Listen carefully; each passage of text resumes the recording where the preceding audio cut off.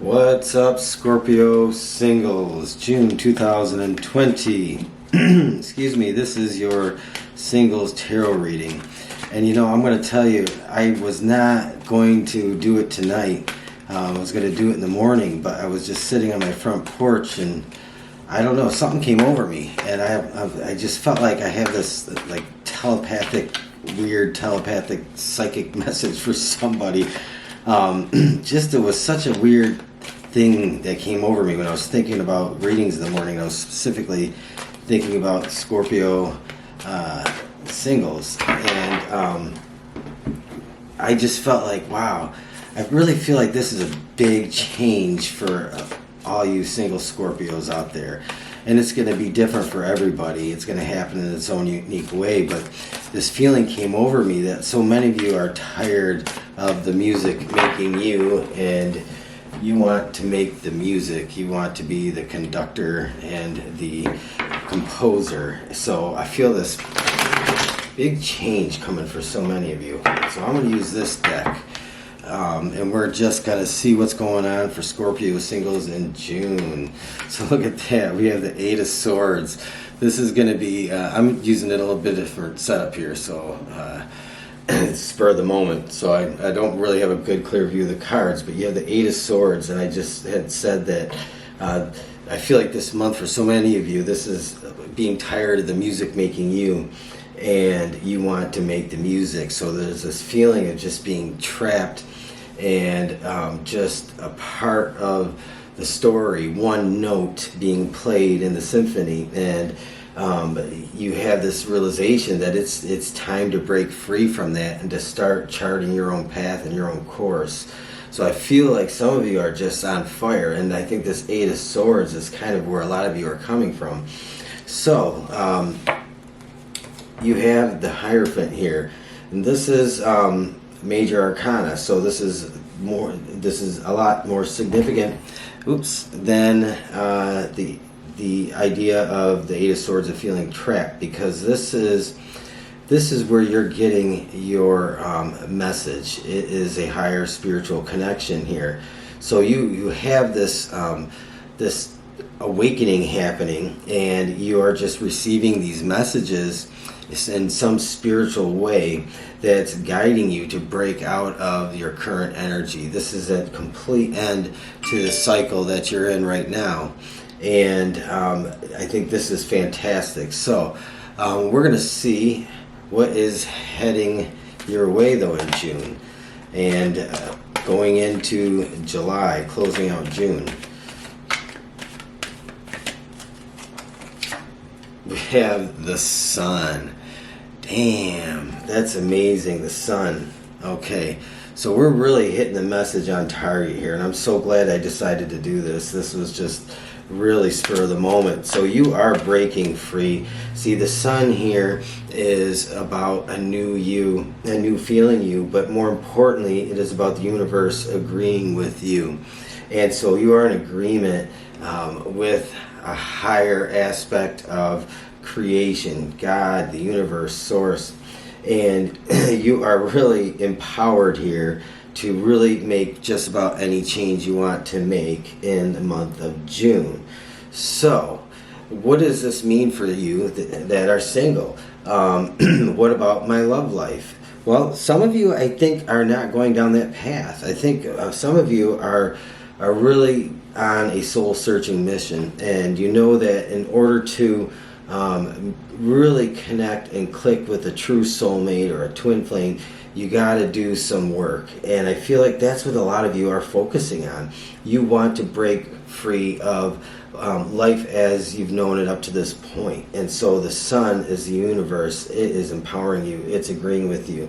So all these things are going to begin to change for you, I think, in June.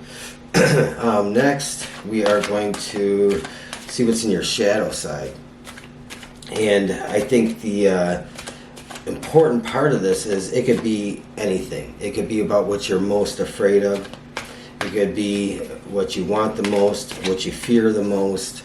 It could be just simply any type of message that is part of your subconscious that isn't on the forefront of your mind. So you have the Seven of Wands. And again, I'm sorry I don't have this all set up very good because it was spur of the moment, but you have the Seven of Wands. And so this is you beating back old ideas.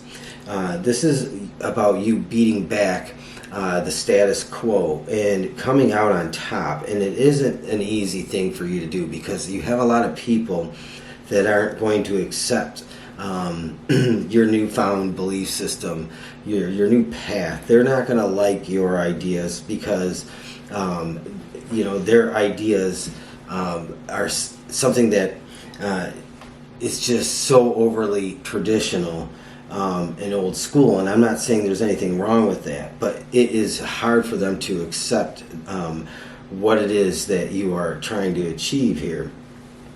So I think that's the biggest thing going on for you in June. And it's like, I feel like you are on the path to learning to love yourself first.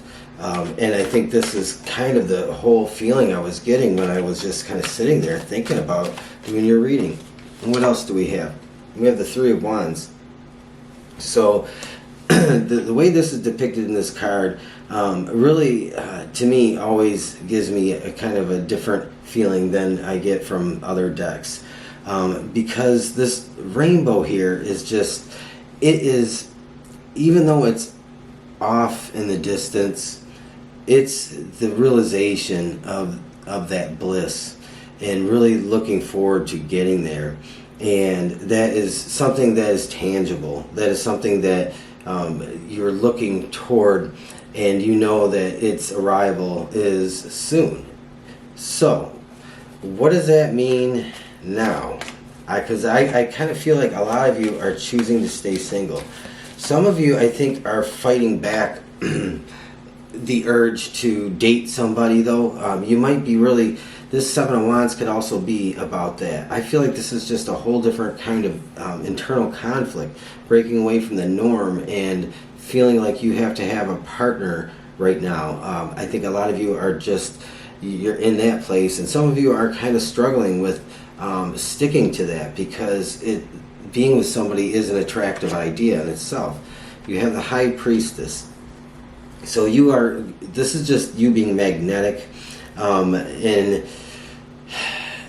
In the sense of like your Zen, it's your vibration, it's what is coming off of you. I think people will notice that about you. It's kind of, to them, there's just something different and magical happening in your life, and I think people are going to see that. They're just going to feel it. Especially people that are really empathic are definitely going to feel it and really connect with you. And you might even find that there might just be this weird connection some people have with you that you might find a little bit overwhelming. So I don't know that this is really going to tell us, though, a lot about your love life. You have the Ace of Cups, and I thought this was a lot about you learning to love yourself first, and this is the start of that. This is the first of 10 cups, and it's all about that passion, that creativity, and the changes going on in your mind, in your spirituality. But it's also about you loving yourself and being able to go from here at some point when you're ready and to love others to your fullest. So I think this is a very beautiful reading, but unfortunately, man, it just does not say, hey, this guy or this woman is coming into your life the 23rd of June. It's just not going to happen like that. So I know I kind of rambled here, and you have the Hermit, and that's the last card I was going to pull. So the Hermit there.